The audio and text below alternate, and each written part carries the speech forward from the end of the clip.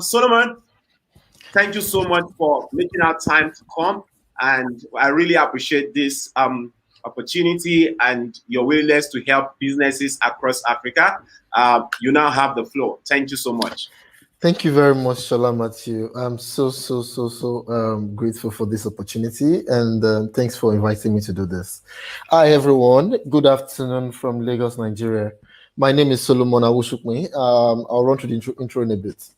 Um, Graciously, I've been invited to speak to you on a topic that I like by showing what you would see on my screen.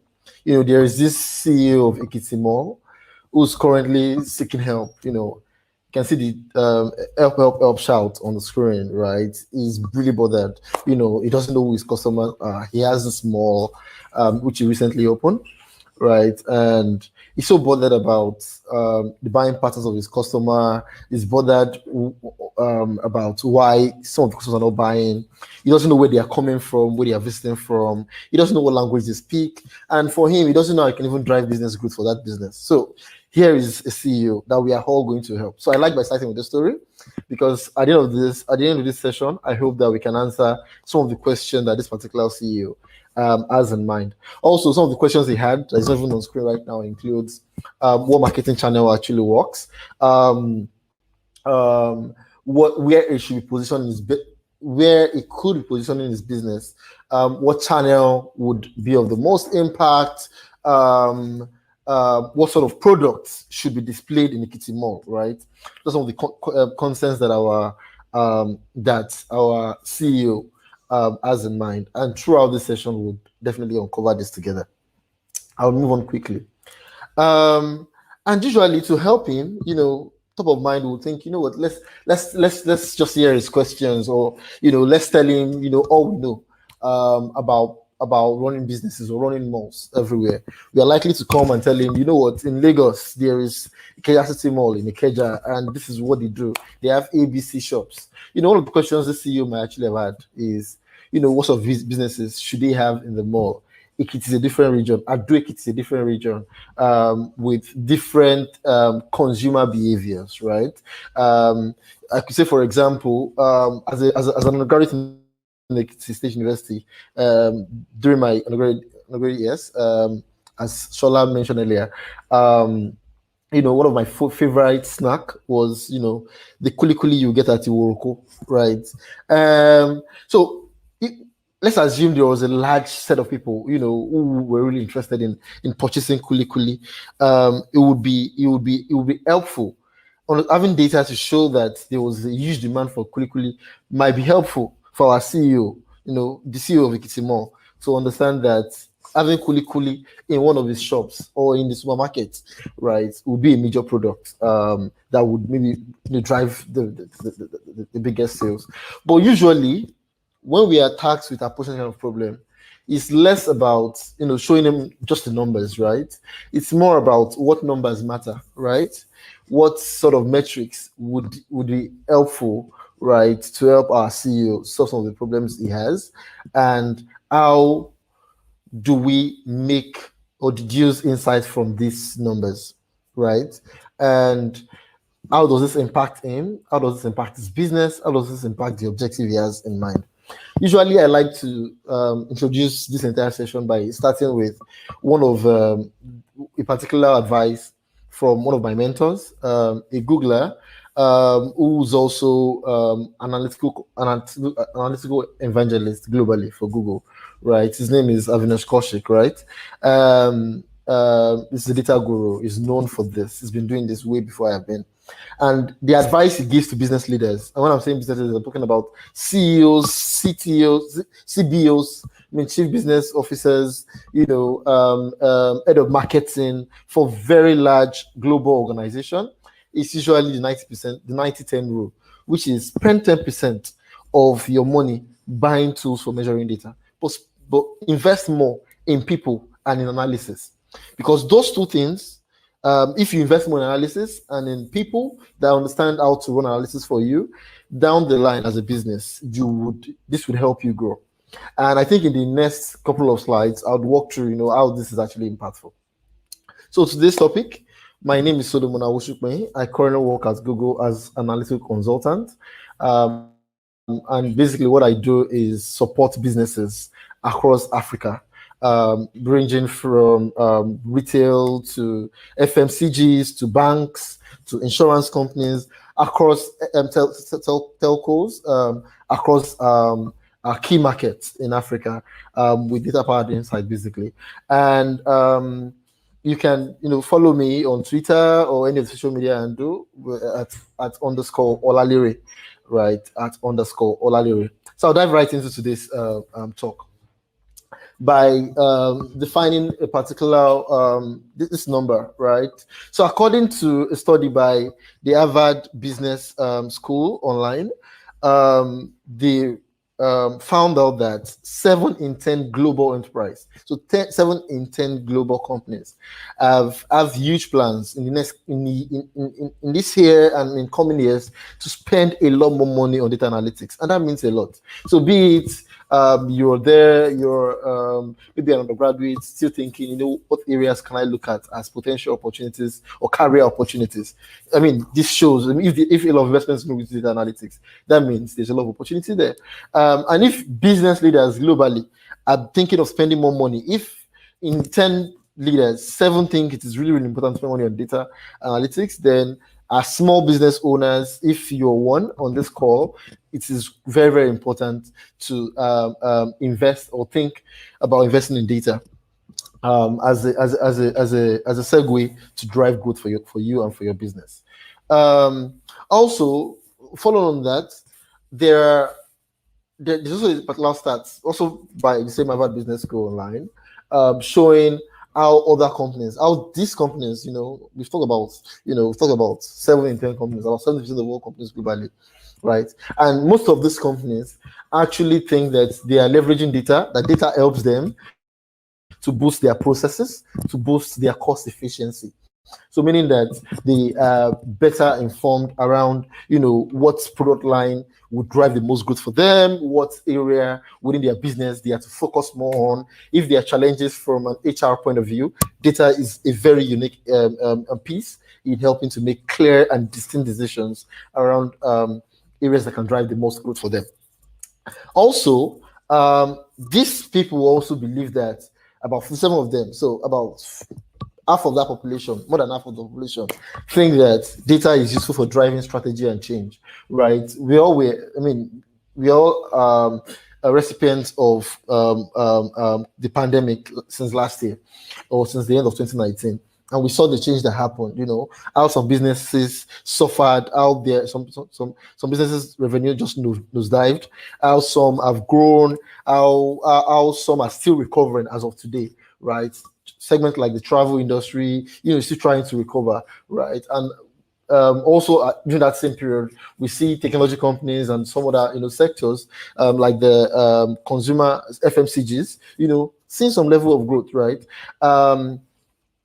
During the pandemic, it was imminent for businesses to change their processes, to pivot in some cases, to identify ways to still drive growth, right? So, for example, prior to the pandemic, a lot of us, we go to the physical malls and shops to buy food and all. But during the lockdown, when we were all stuck in our household, in our houses, I was one of the, I for one started looking for ways to order food online, right?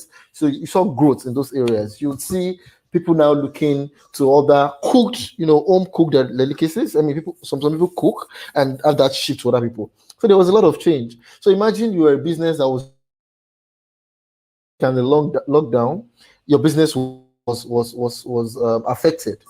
Your restaurant was closed down. You were basically not making any money. What you could have been able to do at that period as part of helping you would be to showcase the opportunity, where the opportunity is, and how to plug into that. Say digital, right? And leveraging digital technologies, basically. I think the third piece, I don't know what this leader said, was how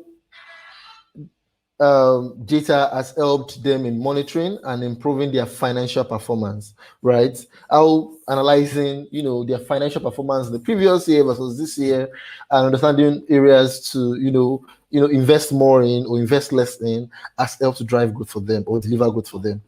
So this is what some global companies are saying. And if we see big companies thinking this way, it is really, really important for businesses that are really looking to go global from Nigeria, from Ekiti. It's really important for them to also leverage this change in leverage data in their business to drive the most change for them and for their business. And it's all encompassing. I'll start by defining data analytics, right? And this is just one definition. I know there are multiple definitions, but data analytics refers to processes, to tools that is required to help you process, like you said, of data, to process information to what is most important. So, for example, I see the data of maybe the population of students in primary school, right? So I have to get access to that data. Um, um, and looking at that data and maybe their performance in the last exam, looking at that data and maybe comparing that with the previous year or some data of their performance in the year before, I could maybe come up with an insight such as students in primary one tend students in primary one living in maybe Ekiti or Ado Ekiti, depending on what the studies carry out, are likely to struggle with mathematics. And here's why. Maybe there's a deficient, so maybe there's there's deficit in the number of math teachers you have in that region, or their math curriculum is not up to date. I mean, having access to the data of those student performance and maybe interpolating that with a couple of metrics would be helpful in determining, for example, how to answer questions such as how do we help grow the performance of the students? How do we help improve their performance specific to mathematics? Or how do we, maybe help them be much more excited about academics? For example, and I think another example is this. Data analytics also is, and I think it's back home, maybe to a family setting. Running a survey, for example, to understand why everyone loves mommy, right? So let's assume there's a family with 5 kids, and by running the survey with a set of questions, right? We're able to determine, I mean, it's an assumption to say, most people actually like mommy, right? In this family, we could understand what factors responsible for that excitement or for that love for mommy, right? Could it be because mommy is quite nice, she feeds everybody at the right time and all, but are there other areas? I think also similar to a business. This analytics is, where you look at your spreadsheet, your balance sheet, and understand, okay, what particular line of product is moving. So let's think of ShopRite as an example. Okay, ShopRite sells multiple products, from groceries to sanitary items to beverages to wines to toys and all, right? One of the things that analytics can help a store like ShopRite to do is to evaluate what product line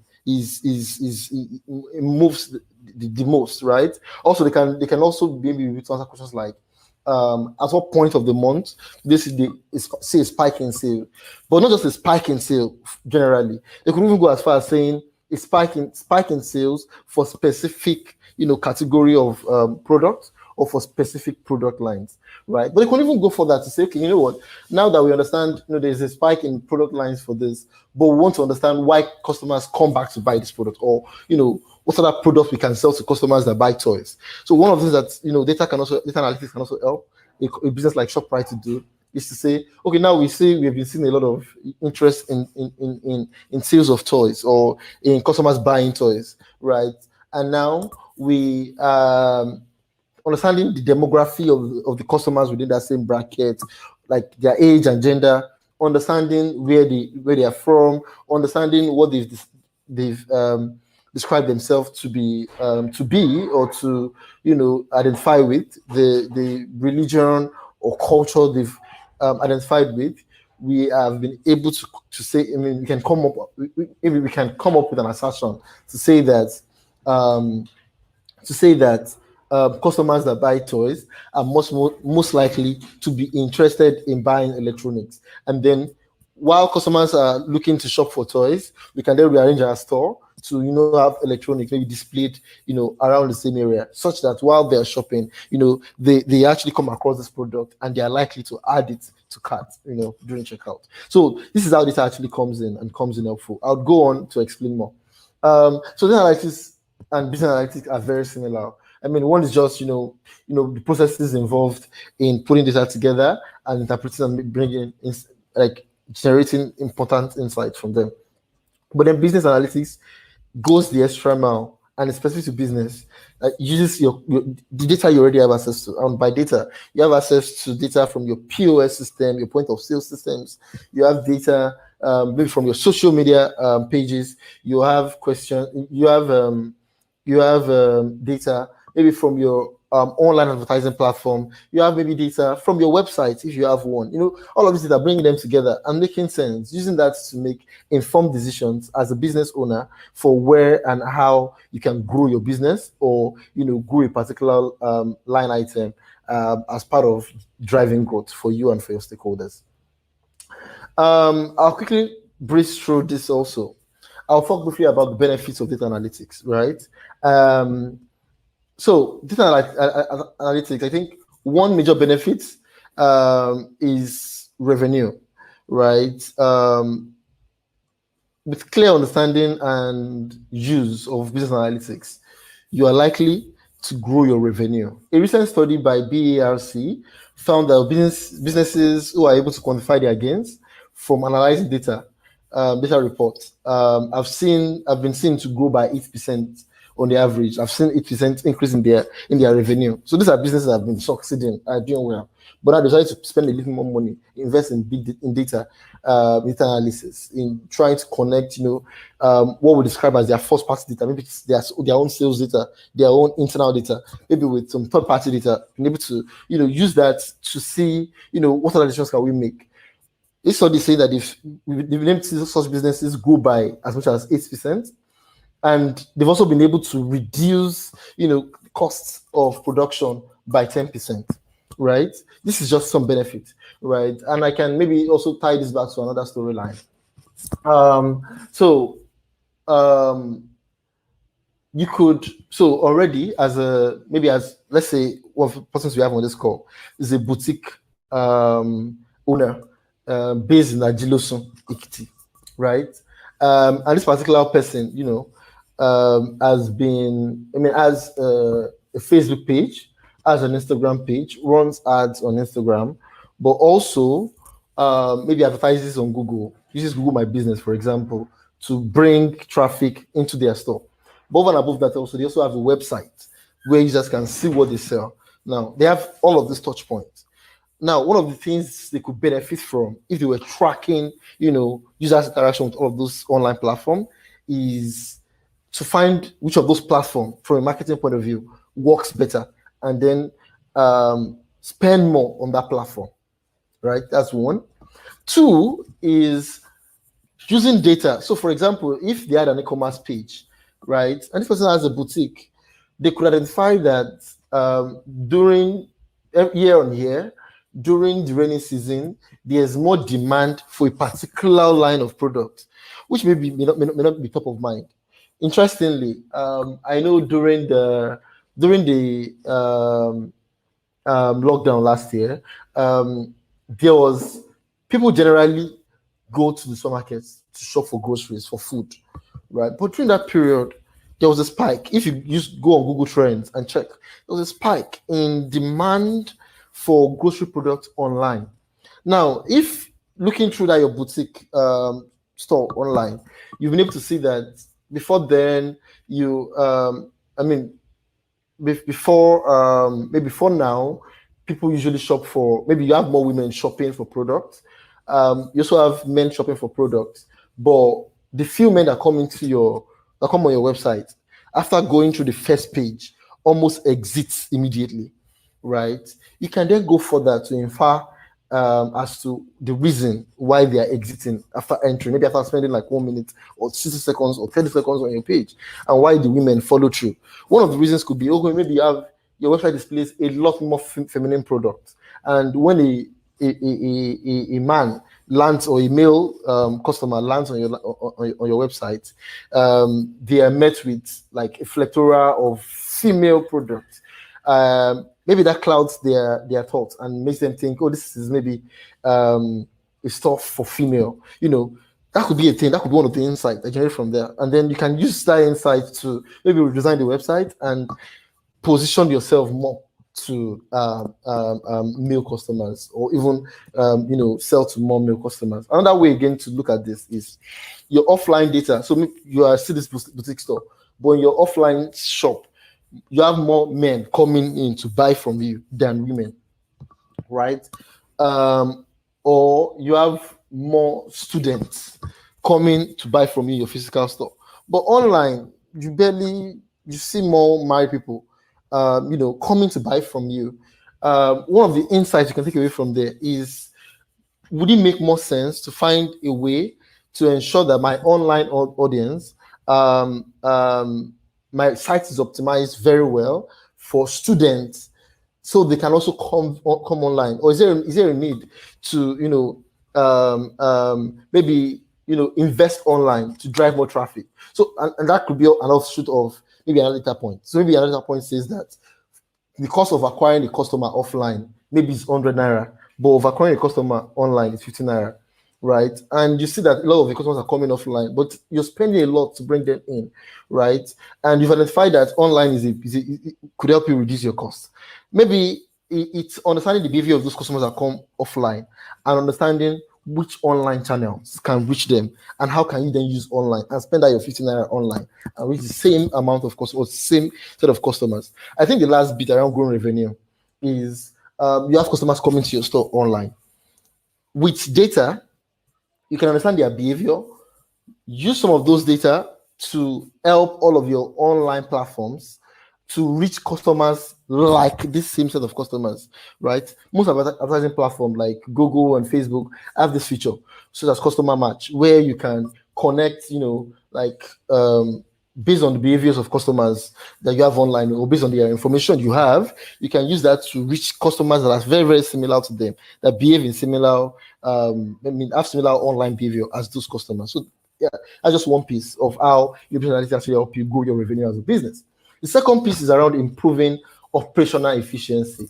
A report by KPMG found that many firms are now using predictive analytics to anticipate, maintenance and operational issues, even before they become larger problems. So predictive analysis, which I will get to in a bit, would be you leveraging data you already have from the past and using that to extrapolate, what the trend will look like in future. So, for example, maybe over time you've been seeing that you've been getting a lot of Christian female customers between the ages of 18 and 24 buying from you, right? And every year that is growing by 2%. You can then do an extrapolation to say that, in 5 years' time, that number would have grown to maybe a million. And then you can go back to your stakeholders and your investors to say, guys, you know what? We need investment. We need to invest in infrastructure. We need to prepare for this period because period is coming. So by year 3, in the next 3 years, we should be ready to have a store that can fully satisfy the needs of customers that we are likely to get by year 2025. That's also another way that data helps to improve your operational efficiency. Another way again is, you're a store owner, right? A particular line of product has been going out really fast. Using data, you can understand sort of lookalike product that you can also position. You can understand which product line item to stop investing in. You can also identify, the reason, right, why people prefer a particular product, and if there is if your company was like a CHI that has a farm and maybe raises chicken and everything, with data, you can go back and say, you know what, we've made you goats, but we see that there's demand for something to take you goats with, right? what other processes do we have? Do we have like a poultry that can produce, something that is snackable that other people can eat with their yogurt, and that's for you is another line of business, but this is you improving on your current processes and making clear decisions that's helping you to drive business good for you. I think another final area around it is improving customer experience. So one of the things data could help you get is understand, I'm trying to be conscious of time. I'm 29 minutes in, so I'm just going to rush through. Also understand, say, the experience of your customers in store. So you could run surveys to see what your customers enjoy so much. For example, you may have been investing so much in buying more chairs. Meanwhile, your customers just like coming to your space, stand and maybe enjoy the ambience. Maybe your customers, for example, enjoy the artwork you have, the entire aesthetics you have in your space. If that's the thing, run the survey. That data will definitely help to really inform the direction to which you should involve and you should invest, and overall growing how much people enjoy the experience they have inside of your store. And this applies in every facet, online, offline, in finance, in every other area. I think the final piece around the benefit of business analytics is in making informed decisions, right? So with data, for example, you can do an A/B test. You can say, you know what, I'm planning to launch a product, maybe a new product, say maybe a business card A and a business card B, right? And the difference between business card A and business card B, maybe is the thickness, for example. And then you could decide to run an A/B test, get feedback from your customers around, okay, what they think, their passion of the product. And using that sort of testing model, you can use that to inform your decisions around, the design of the product, which areas to invest more in, if it makes sense to discontinue a particular line of cards and focus more on different line of cards. These are the sort of things that business analytics can actually help you do. Another example that is described on that making informed decisions is the case of Uber that used data. Recently, according to a study, Uber used data to improve the speed and accuracy to which they respond to support tickets from like drivers and from customers. So as opposed to taking time to say, okay, why did you cancel this ride? What's the problem? They're able to aggregate all the data of different customers, identify that, okay, a lot of customers actually say that this ride was cancelled because the driver decided to cancel by himself, or because it's far away, or because he's making ridiculous demand, such as cash trip or card trip. So these are sort of things that data actually helps you do. There are three primary methods using business analytics. One is descriptive, second is predictive, and prescriptive. I'll breeze through them, right? All of these are things you should actually take in a very, very long session. I'm just going to breeze through them quickly so we have enough time for questions. So descriptive data would be you interpreting historical data and using that to identify trends and patterns. So, for example, me looking at how do patients how has the behavior of patients suffering from malaria in Nigeria, how has it evolved since 2018 till now, right?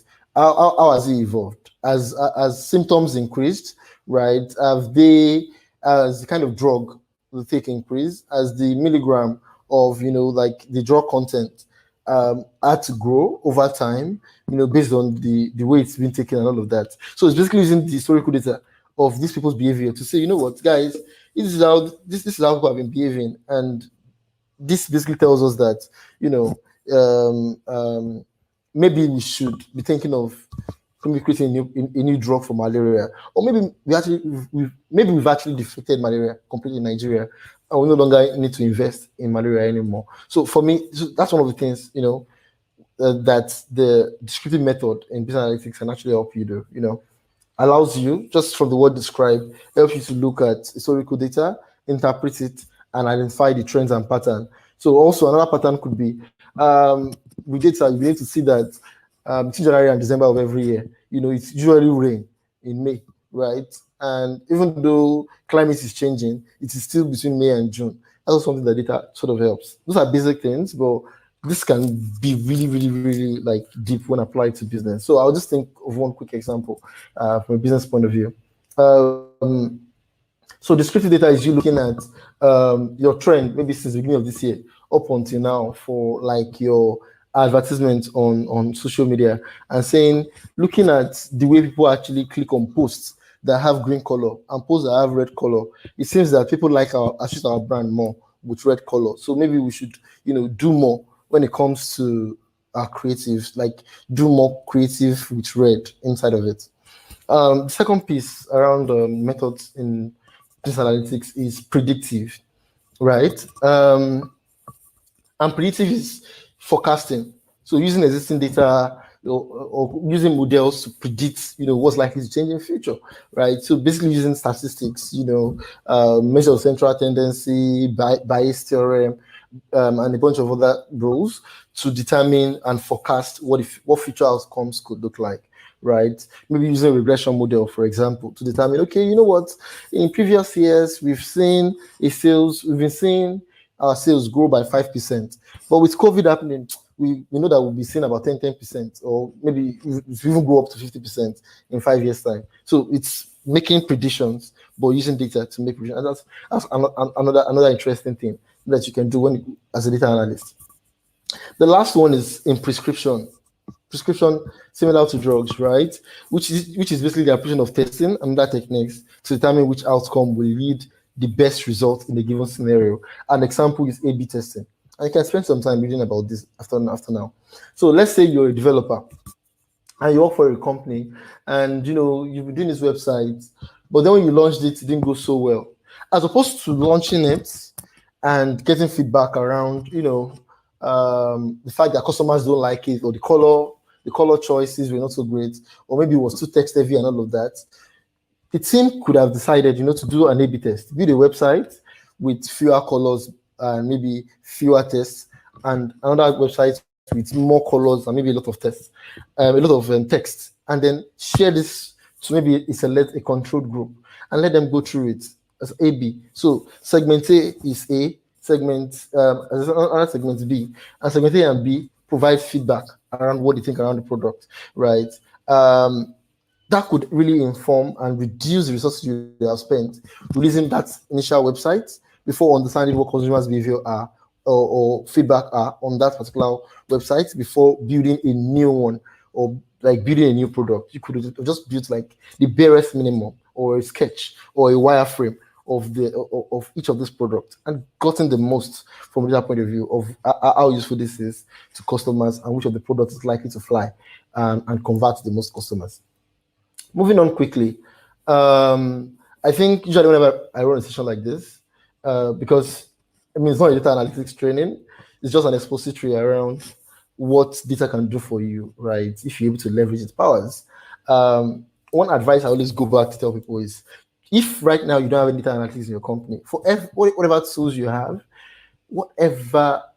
have, make sure you're just collecting data, provided it is legally allowed, right? Any data that does not, infringe on people's rights, on their personal PIs, so personally identifiable information. I would definitely want to encourage you as a business owner, collect the data, because a day will come where you would, be able to pay somebody, or just get a consultant just come in and help you analyze the data, make sense of the data. That day you would see areas that could really be impacting your growth as a business, areas that you could just put a little bit of energy into and would drive the most growth for you as a business. You could easily uncover very, very, very, very sweet and important insight into how your customers behave and how you can actually grow and scale as a business owner. So if to take out from today's session, or there's one thing I want you to really take away from today's session, is now and going forward, spend more time collecting data. So before I just go on to questions, I want to go back to the case of our CEO of Ekiti Mall, right? With all the questions he had, he could understand who his customers are if he had data around, like maybe what their names are, where they live, their gender, demography, and a data analyst can come in and say, you know what, you have more female, right, who love your brand. Maybe you should invest in that category. Oh, you know what, mothers, female who have kids, are likely interested in your brand. So maybe you should find ways to create very carefully and beautifully tailored messages that appeals to that particular audience. So those are some of the questions that you could actually answer. I think another piece to it is with data, you could also understand, the language, right? So if, for example, you've been writing your ads maybe in English, and you found out tomorrow that a lot of your customers actually speak pidgin, and they can barely read, right? It might make more sense to spend your money or build your creative using the local language. I've seen some really nice ads whenever I travel around Nigeria, like to other part of the southwest, in Yoruba and all of that. And for me, so this is usually very helpful, and this just goes way and above, the banner ads we all see out there. You also inculcating it in the culture of the company, making this part and parcel. So if your customers are predominantly Yoruba speakers, how do you make your space, your business, much more appealing to that segment of audience? Okay, so another question that we had on the screen here for the CEO of Ekiti Mall, our fictitious CEO, was where are they visiting from? Maybe looking at his data, he could then find out that a lot of his customers have said they come all the way from Uroko, and he is in Ado, Fajri, right? And because of the distance, they tend to only come on Saturdays, right? But each time they come on Saturday, they buy a whole lot more. And when you ran a survey, you found out that a lot of them are actually willing to buy every day. There are other items they actually need, but they usually decide to buy the other items at nearby stores during the week in Morocco. But then during the weekends, they come down to Ado Town, in Fajri, to buy like the biggest, like to do their massive shopping, right? One of the insights you could take from there, and one of the decisions you could take from there, would be, okay, maybe would it be a good idea to have a mini store in Iwuroko so that our customers in Iwuroko can easily come in and buy from us, right? So they don't need to come to Ado again. So this way we are actually keeping this customer base, and if over time we don't see a lot of opportunities in Fajri, either we downsize that area, or we maybe move or close down that location and open in other locations where there is likelihood of driving more revenue. Anyway, so this for me was what I was looking to talk about today. I hope everybody has been sleeping like the man in the video, or in my GIF, but I would like to take questions right now. Thank you very much for your time, and thanks for listening. Wow, that was really, really amazing. Guys, let's drop a comment in this comment section. Let's drop our favorite emoji in the comment section to appreciate our speaker. Well, a lot of people have been enjoying it. So, guys, if you have any question, please drop your questions in the comments. I can see engineer Oni Olua Femi says investing in infrastructure. Good point. So they are just kind of hailing you for those good points. Busui says, I'm happy this is happening in Ekiti. Digital revolution. Yeah, that's good. People are saying, Florence says, good job. Okay, I have, okay, not a question. It says, where yeah, Joker says, leverage the power of data for business growth is very huge to boost process, cost efficiency, business-driven strategy, change, monitor, and improve financial performance. That's absolutely right. And okay, so people are dropping their favorite emoji. If you have questions, guys, drop your questions in the comment section. So, Solomon, so a quick one, you might want to drop maybe like some tools. And what's the best tool? I know you work with Google, but what is the best tool when it comes to data analysis, right? So someone to especially measure, data using his or her website. What is the best tool that you would recommend? Okay. Sorry, I was muted earlier. Okay, no. Thank you. Yeah. So I've spoken generally around collecting all data, right? Yeah. But if you're looking to measure, traffic on your website and all, Google Analytics is a very, very good tool, and there are a lot of help content online on YouTube. There is Google Analytics Academy. There is Skillshare, that provides a lot of courses around analytics and how to think through making the most of data for your business, right? Yeah. On social media, I know there is Facebook Pixel, and there are tools around that also for tracking and measuring, for measuring interaction with your social media pages. Mm-hmm. And in fact, if you just search online for tools, for measuring maybe clicks, impressions, hashtags, there are tools around that also. That's from a social point of view. But over and above this, I think one thing I've been trying to really, really emphasize on is analytics. Data analytics is super important. You can't. It's for you as a business owner or as someone who works with an organization. It's an area that can help you grow, can help you, improve your efficiency, improve like your business processes, basically in different areas, right? So if at the moment you don't have the resources, leverage on the Yeah. free tools that exist. Google Analytics. If you are a supermarket, get the POS systems. And if you don't have money to buy like the physical big hardware because they're expensive, there are apps, apps like Loivas and Co. that you can actually use to track. I think there's Get Bumper also, which is by Mm-hmm. A Nigerian developer. So there are tools like this that you can definitely use to keep track of sales, keep track of your processes. And Yeah. all it takes is to get one data analyst one day to help you look at the data, and you'll be so surprised as to the impact that analysis would have on your business. So for me, I think it's important to collect data right now if you don't have the money to analyze it. But if you have a little bit, follow Avinash Kaushik's rule in my first few slides. Invest more Mm. in people. Yeah. Get 90, somebody. 10 rule. Yeah, the 90-10 rule. Get someone to actually help you analyze your data, because it will be it could be very, very, it could be an eye opener when you see what you'll be missing out on, from a marketing or sales point of view, by not analyzing the data you currently have access to. So thank you so much. So who are those people that that are professionals in data analysis? For example, I own a small business and I use websites, use it to track data. Do I necessarily have to get a professional, so to say, to come and analyze my data before I can say that this actually are the data that work for me?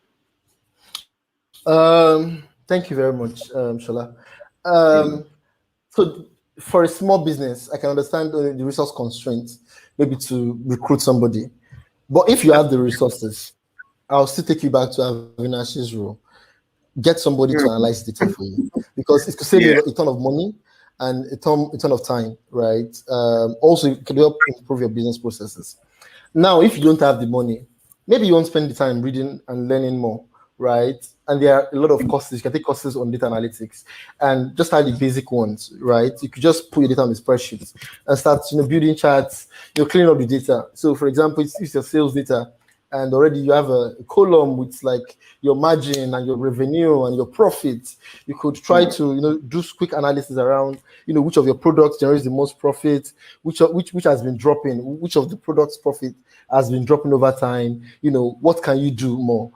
Is there a particular product line that has a lot of demand but the margin is quite low? What can you do to find maybe similar products, or to also like to maybe understand like the factors guiding the buying decision around that particular product, and the decisions that you can take off based on what that data is telling you to do. So it could be investing in a similar product. So for example, I'm just saying maybe cornflakes, seen a lot of a lot of interest in your store, and you've been selling Kellogg's before now.